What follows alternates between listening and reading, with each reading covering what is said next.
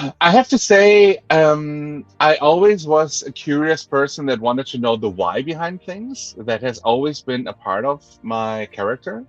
That's why I love detective stories, for example, as well, right? So, like, I always been like the let's me solve that crime. I want to be with that detective and see who done it, and that's kind of what drives me.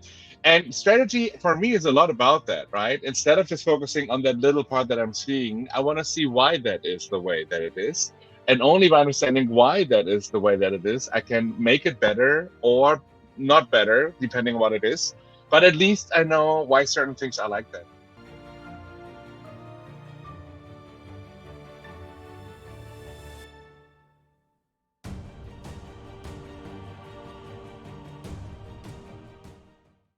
Hey nerds, Monica here. Welcome to the Data Podcast for Nerds, where we talk to amazing professionals and ask them all about how they're using data to solve the world's problems. We're highlighting all the tips, tricks, and nerdy fun bits to make you the best data professional you can be. Today with us, we have Tiankai Feng. How are you doing today? Hi, Monica. Hi, everyone. I'm doing really well. Thanks again for having me. Now this is like the second or third time I think us talking on this podcast, right? So I'm very excited to be here again. Yeah. Yes, I know. I love every time that you're on the show. And we're on season 4 now, just rolling into the next year and new things. And so, yes, season 4, Yeah, very exciting. very exciting. I have to say also, just like the intro music has very epic vibes because of the orchestra music, and then the green Mhm. makes me think about Wicked immediately too, which is all very cool. Yes. Oh, I love it. I love it. That's great feedback. Yeah, cool. So I know you've been on the show before, but I ask everyone, and just in case anybody does not know you, we start off Mhm. by asking people's origin stories. So if you could please share with us your background and how you got to where you are today in your career. Absolutely. So, just the nutshell version would be that I worked in data all my career so far, but it did start with me really enjoying advertisements and math. So, for that reason, I studied industrial engineering with a focus on marketing and IT systems, actually. And that basically turned me to start my career in the real world in marketing analytics. And that was the world of when social media and paid media and websites were all measurable suddenly, right? And you had analytics tools around them. So that was my starting point. From there, I kept on being curious. So I always looked into other areas that were adjacent. So I looked into business intelligence, I looked into data platforms, I looked into data science, and I dabbled with all of that a little bit. And at some point, I kind of switched sides from the analytics side to the management and strategy side, and I was leading data governance as well. And nowadays, I'm focusing on data and AI strategy, right? So all from a lens from making governance and management and all the processes and people things around data and AI effective. And yeah, I'm really happy that I kind of zoomed in at the beginning on the operational things of being hands on, and now I get to see the bigger picture and I get to deal with it every day. So that's really cool for me. Yeah. That's amazing. I really love kind of thinking about the bigger picture of things and boiling it down to the detailed things and seeing that all connect together. Absolutely. What would you say is your, I guess, favorite part of being on the strategy side of things? I have to say, I always was a curious person that wanted to know the why behind things. That has always been a part of my character. That's why I love detective stories, for example, as well, right? So, like, I always been like the let's me solve that crime. I want to be with that detective and see who done it, and that's kind of what drives me. And strategy for me is a lot about that, right? Instead of just focusing on that little part that I'm seeing, I want to see why that is the way that it is. And only by understanding why that is the way that it is, I can make it better or not better, depending on what it is. But at least I know why certain things are like that. And in a different way, I think it allowed me to be less frustrated easily and less upset about things. Because in a way, now I know that there's always a reason why things are not working, right? Instead of me being frustrated immediately and blaming the other side for things, I think there's always a reason that people have, right? They're not on purpose doing bad things, right? Or they're not on purpose deprioritizing things. So by having that mindset of always knowing there might be a why that I don't know about yet, I Mhm. deliberately made myself calmer and more less impulsive about things too. So that's at least why I see the benefit of working in strategy for me personally also. Yeah. Yeah. That's great. I really like that. So next time I get frustrated, I need to step back and think about the why it's Exactly. happening, and then come to a realization that it's okay. Yeah, exactly. Self therapy almost. Yes. Right. I love that. I love that. So I feel like these strategy positions are so different from data analysts who are building dashboards or data scientists who are building models, right? Can you Mhm. talk about the strategy field and like what your day to day looks like? Yeah, it's a good one. And just for context, I do work as a consultant nowadays, right? So being a consultant is definitely different than being an enterprise employee, right? Which I was before. So nowadays, of course, I spend a lot more time with clients and solve problems of my clients in projects, right? So how that day to day would look like is that in my area, it's mostly around um, trying to set up a kind of a plan for clients to do things in a better way than before, right? And what that better thing is usually the start of the project anyway. So it might be that data quality is just not working. So they have tried to figure out in different ways how to make it better, but it just doesn't work.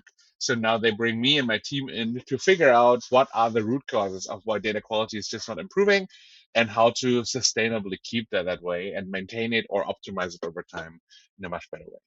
It might be also that it's a low maturity kind of situation where a company really wants to get started with AI, but they don't know how, right? They don't know what is the right thing to start with and how to start and how to even navigate that very complicated dynamic landscape of AI tools nowadays.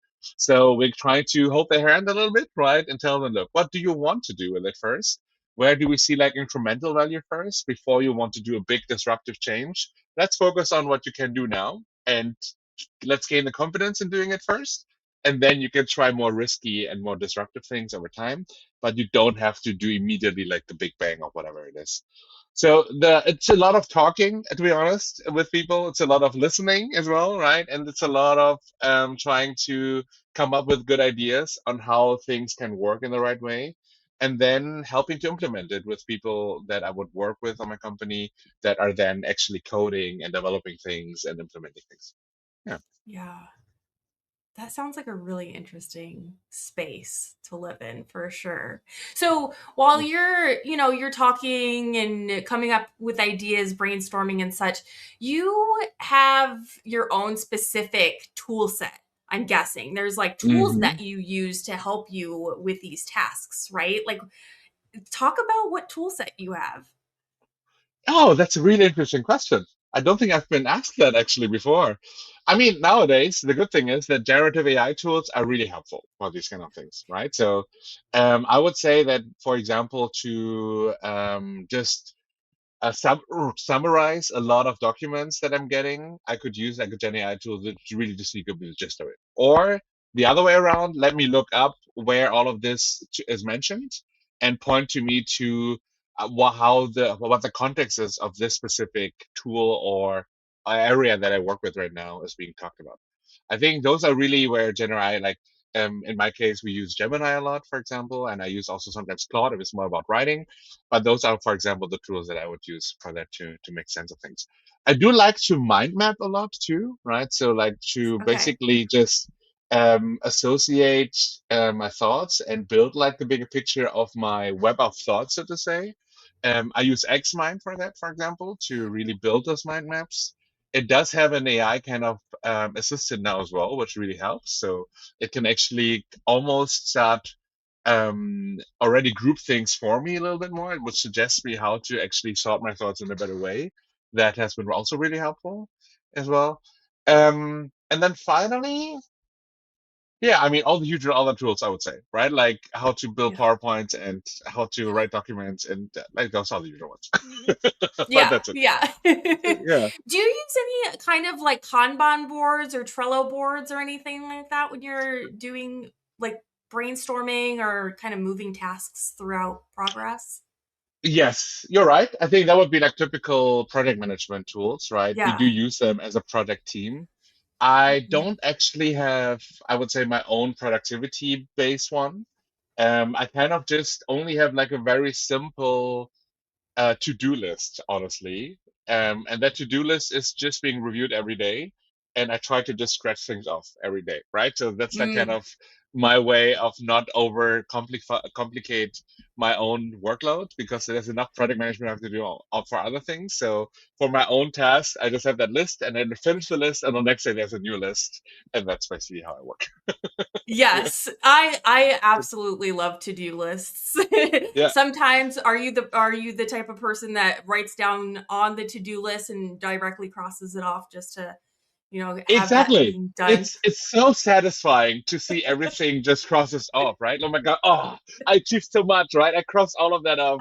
Look at how much did today, right? Yes. It does feel really good. Yeah,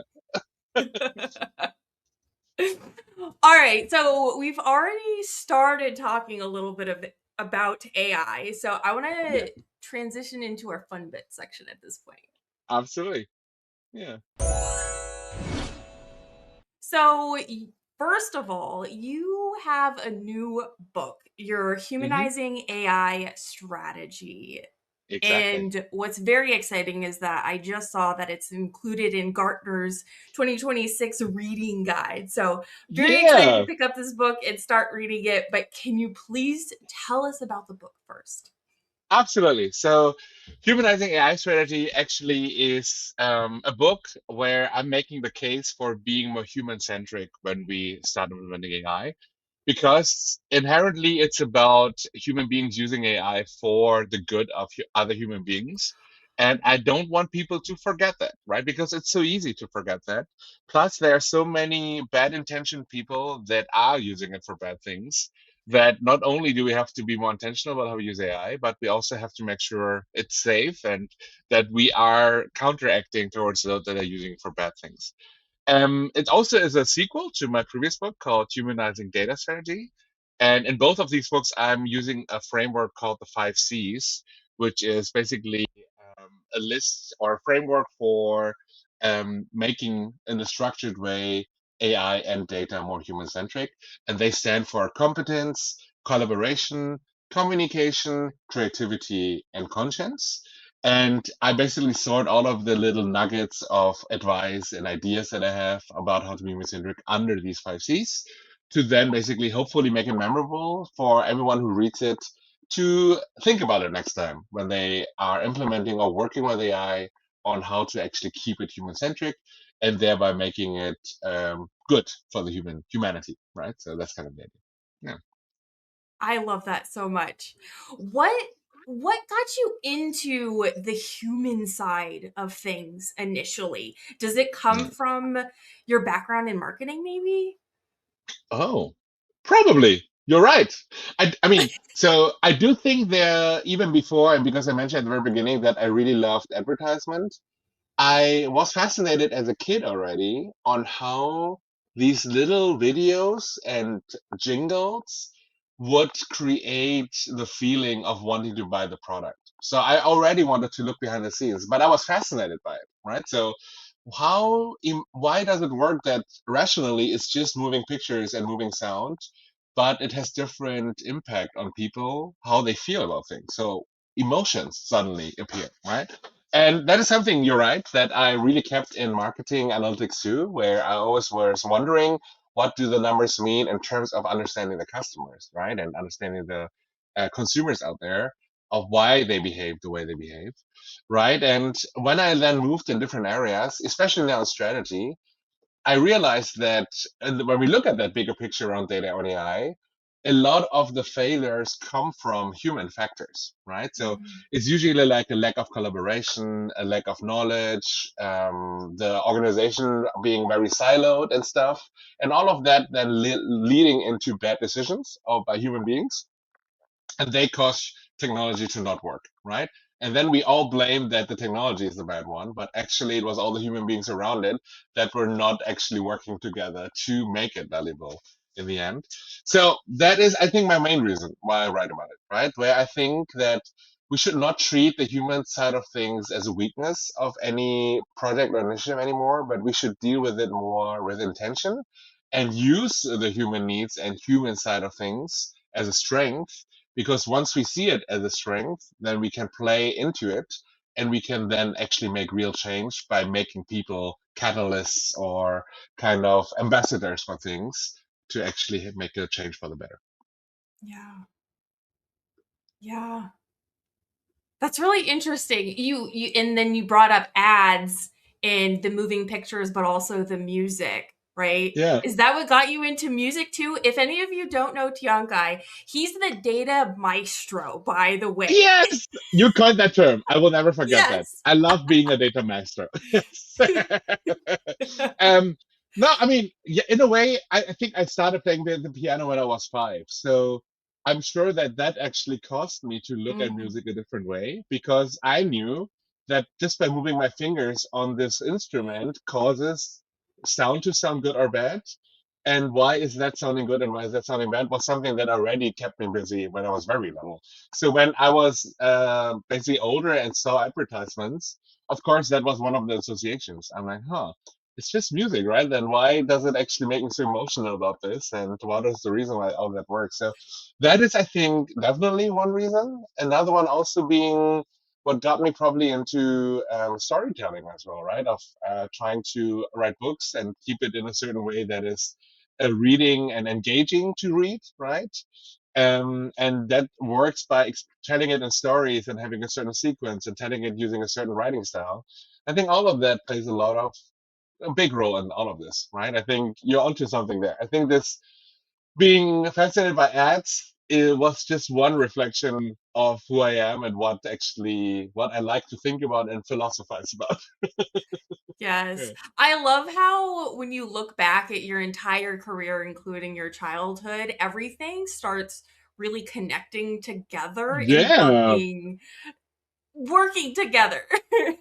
Oh, that is so true. Yeah.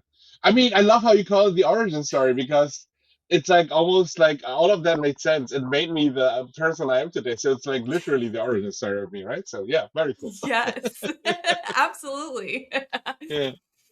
So, going back to your books, can Mhm. you give us kind of an inside sneak peek into some of the highlights?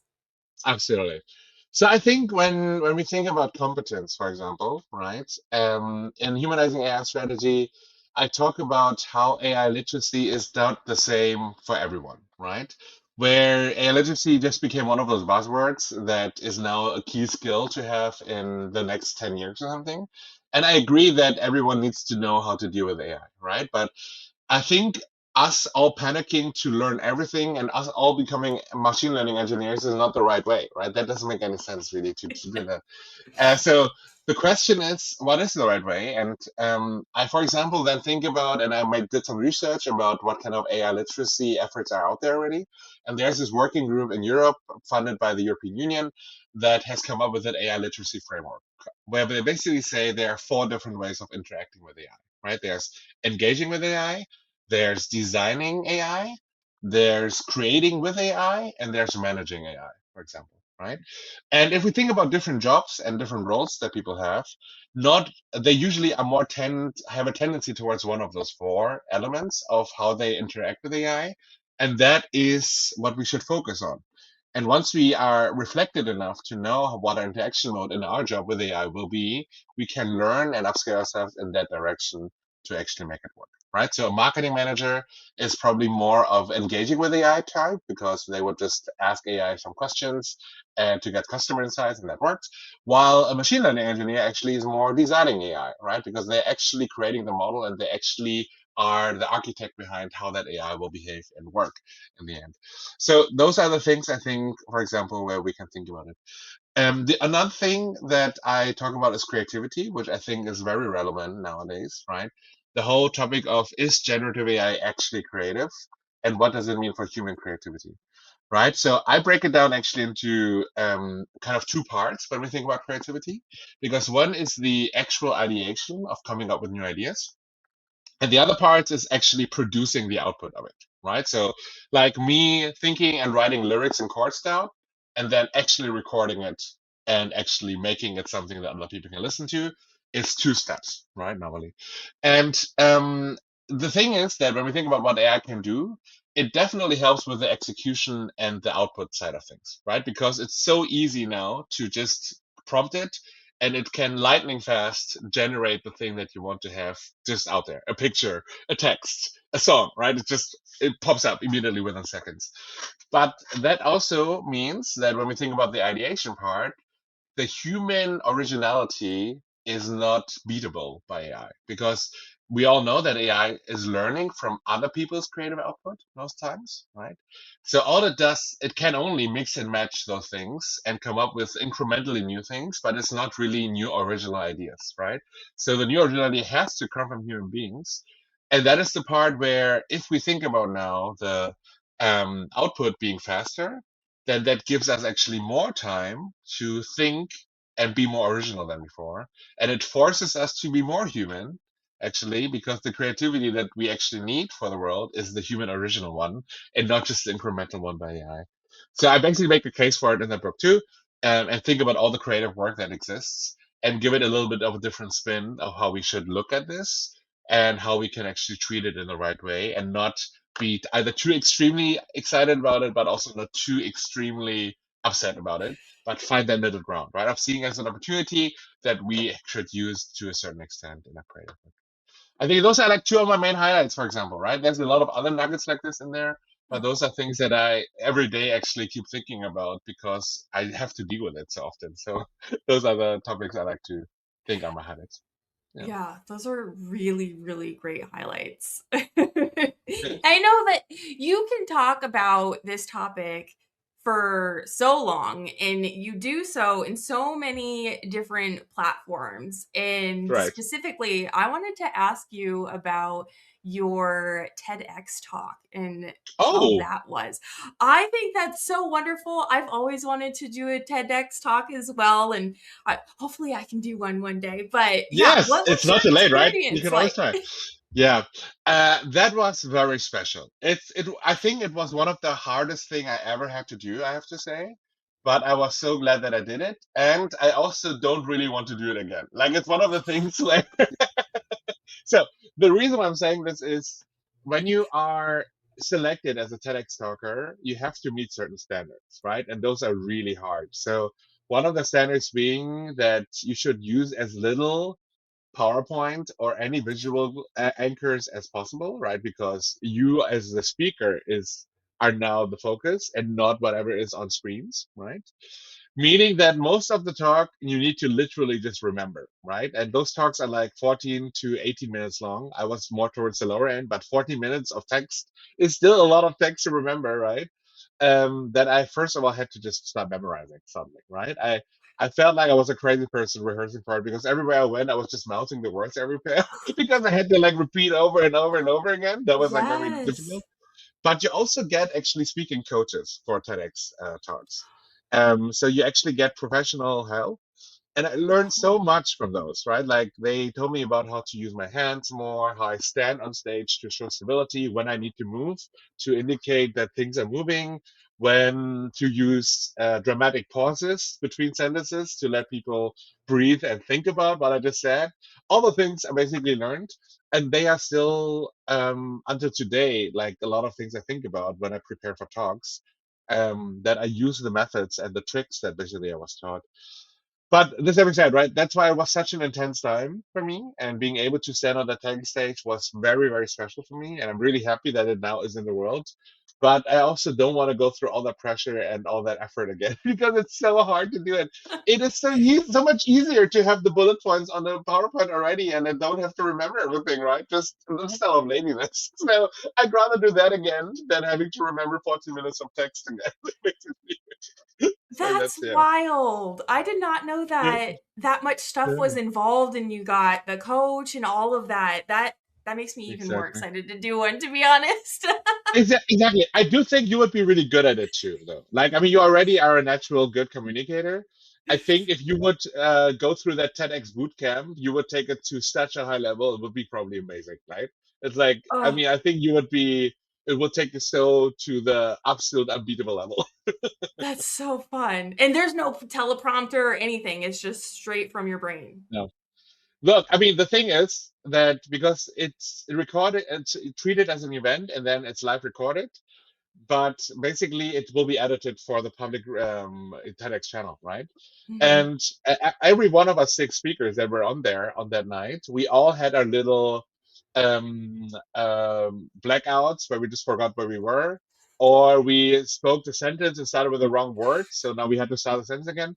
All of that is being cut out, right? But what we have to do as speakers with the audience in front of us is just, okay, I did something wrong, then wait 3 seconds, and you just start again without any kind of interruption from where you want to start again. But you have to act like it's natural to what happened before, right? Because it's being cut together. Right? And that is all editing magic, but you cannot make it seem disrupting because you cannot smile at the end of the sentence and then be really serious starting the next sentence because then people realize it's not continuous, right? So all of Yes. the things are also things. So you get even like a director to guide you when rehearsing those talks to whenever you get out of it, that's not a bad thing. Just, take a breather, start again, look it up if you need to on a cheat sheet that is beyond behind the stage, come back, but then continue as if nothing happened, right? It's just odd for the live audience to see it, right? Because they're like, what is going on? Why are they acting like nothing happened? Right? So imagine being one of the audience members. It's like a live, you're seeing these live blooper reels happening. Yeah, exactly. Yeah. Yeah, which is then something to actually laugh about afterwards, right? Like it's Mhm. something actually then when actually all the talks are over and we all get to mingle with the audience and everything, that's really fun to talk about. Like, oh my god, I was so lost and I had no idea, blah, blah, and then you can actually talk about it in a more fun way afterwards. Yes. Oh my goodness gracious. Okay.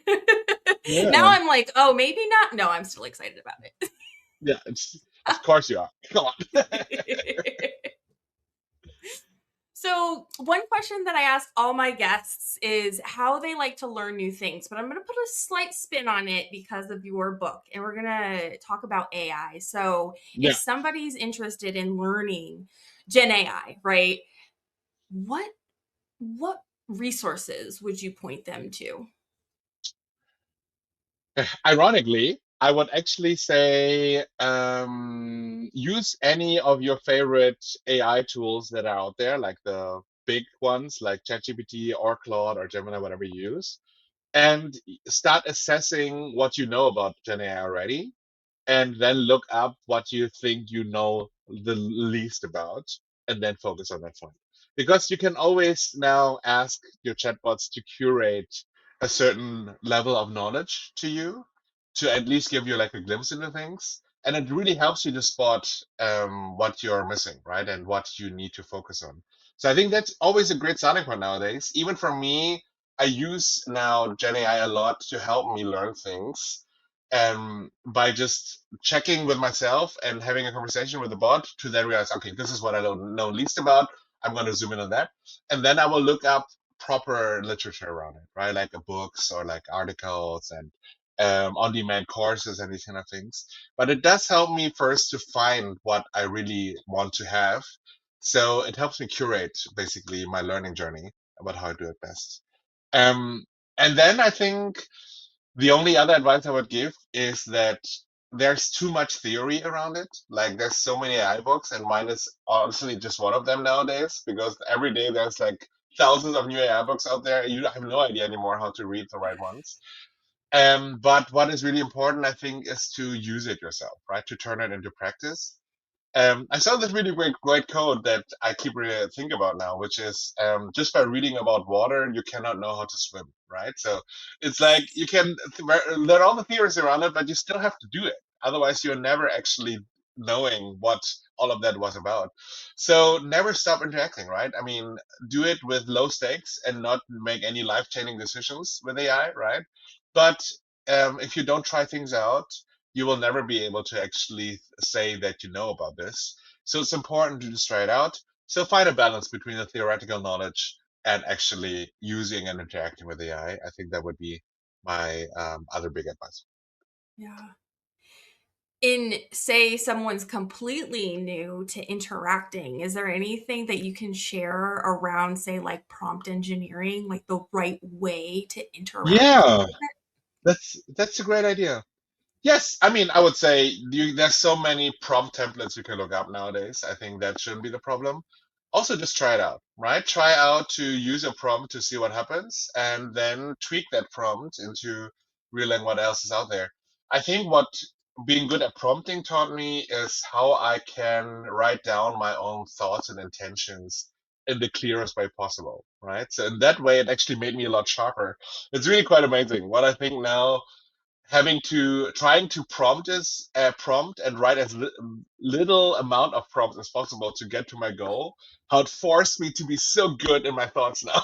Right, and like Oh, I crystal clearly want this, so let me just write it in the most succinct way possible and get to what I want immediately without having to iterate. So it's kind of a nice motivation to have structured my thoughts that way now. yeah. Yeah. My Yeah, prompts can get pretty lengthy at times. yeah, there you go. There you go. Exactly. Yeah. Yeah, because I want to give it like the whole background. You Yeah. say, act like this type of person and give this type of tone and provide the output in a certain way. And so, like, they Exactly. can get pretty lengthy. Exactly. Exactly. Yeah. Have you ever asked for, I guess, clarification or to make your prompts more clear? So, kind of have that recursive, like, here's the prompt, make this prompt better so that. Yes, I did. I mean, it does work. Interestingly, I mean, it was one of those templates for creating like a ChatGPT project or like a Gemini Mhm. project, right? Where in that specific project, it's purely a prompt optimizer, right? So all it does is Yes. you give it something and it asks you guiding questions to then help Yep. optimize it for you. And that helped me a lot. That's absolutely true. But that's the thing where it's really convoluted, right? Where like it's a very unique, specific thing that you want to get out of. And my feeling is the more it's actually externally facing and publicly facing, the more I need it, right? Everything else is just for my internal use anyway, so I don't really care what Mhm. tone it is or anything. I'm just gonna somehow get around it. But the more you want to use it actually for outside use, the more you want to take care of this, right? Because you want to keep your unique tone of voice and your Mhm. intentions in the right way to not just be one of those AI slop contributors where everything sounds bland and generic, right? So I think that is definitely an important one. Yeah. Yeah, absolutely. Yeah, and I like that strategy of having it ask you questions to clarify Yeah, things. exactly. That's a good Yeah. one. I'll have to try that one out. It's so interesting how I mean, it's so deeply human, right? To be better at being asked questions than to having write down all the answers all at once. So we kind of make this machine more like us, so it makes us more human on a way. And then it's always like really mind blowing for me that we just keep forcing that machine to act like a human being so we can be more human again.